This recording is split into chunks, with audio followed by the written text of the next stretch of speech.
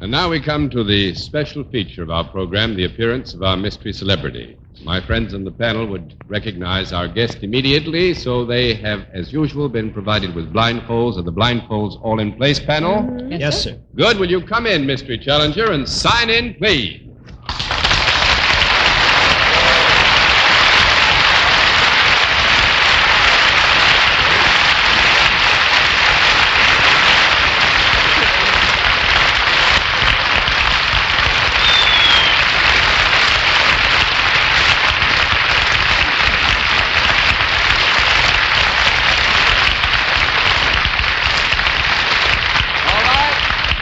Panel, as you know, in the case of our mystery challenger, we dispense with all usual preliminaries and get right down to the general questioning. I would tell you that our guest's voice is, I think, so well known that I'm going to answer the first few questions, perhaps the first round's questions. But let's get right down to cases and begin the general questioning with Dorothy Kilgallen. Are you accustomed to facing crowds? Yes. What a clue. That's you, John. That's me. You mean it was not recognizable, Bennett? Yes, it was adorable. Well, are we to gather that this person's voice is even more famous than that of, say, a famous motion picture star? Yes. Well, you know, all things are relative in this relative world of ours. I would say that our guest's voice is most famous, and we would leave the comparative to the decision of that individual who chose to pose the question. Thank you, John. That cleared everything up nicely. Is this person, would I be likely to recognize this person's voice if it was heard on the radio? Would you be likely to recognize this person's voice if it was heard on the radio? I would think you might, yes. Is our guest a public figure rather than an actor or actress? A public figure rather than an actor or actress? Yes, I would think so. Does our guest appear regularly on television? Does our guest, by which you mean on a regular weekly program? No, but quite frequently. Well, I would think that quite frequently would not be exactly correct. Would you?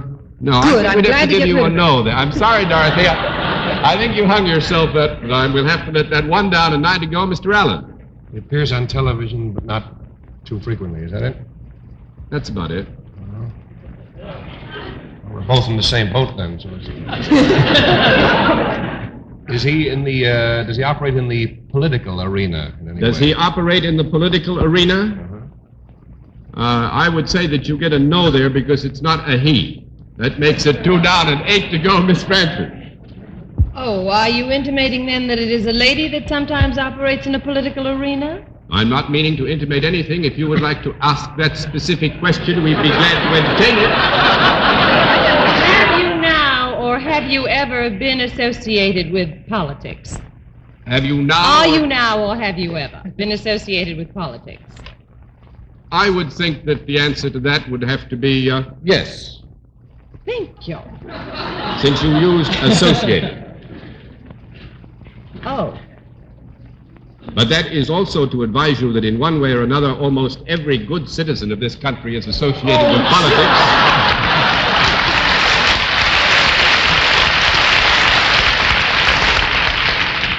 We will now say I pledge allegiance in uniform.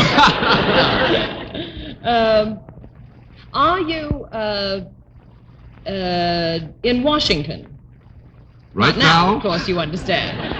But is your main job one that keeps you in Washington most of the time? is your main job one that keeps you in Washington most of the time? I would say no to that, with our guest's permission. That's 3 down and 7 to go, Mr. Cerf.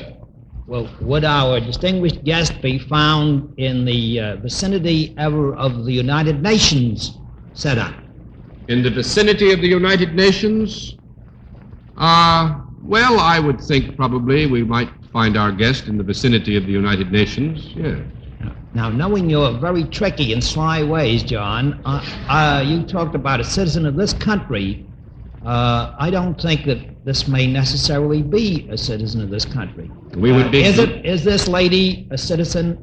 I'm going to put it, is it true that this lady is not a citizen of the United States? Is it true that this lady is not a citizen of the United States. That would make it 4 down and 6 to go. I got it figured out. All right, Miss Kilgallen. I dislike asking a lady about a birthday, but has our guest recently had a birthday that was celebrated by a great many friends? Well, I'm now going to ask our guest if she will to answer the question herself. Have you recently had a birthday that was celebrated?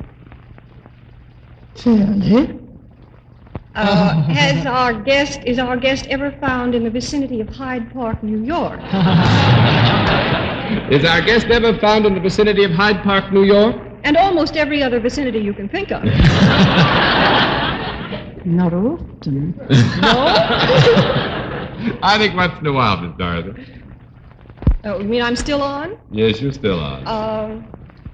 Is our guest famous for traveling? Is our guest famous for traveling? Yes. Is she also a newspaper columnist? Yes. Did she ever occupy the White House? Yes. Is it Mrs. Franklin Delano Roosevelt? Mrs. Franklin Delano Roosevelt.